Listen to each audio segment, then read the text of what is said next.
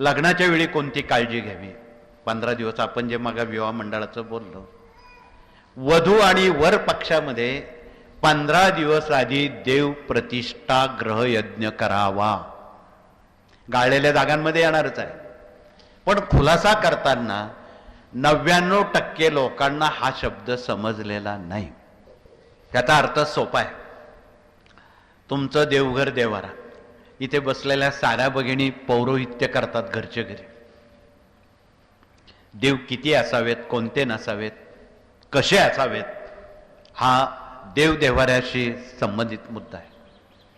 काही कुटुंबामध्ये मुलामुलींच्या लग्नात अडचणी येतात, ते देव आपण तपासून घ्यावेत. आम्ही ग्रामीण भागात बघितलं, काही देवाऱ्यांमध्ये चक्क मारुतीची मूर्ती ठेवलेली आहे पूजेला, अज्ञानपणामुळे.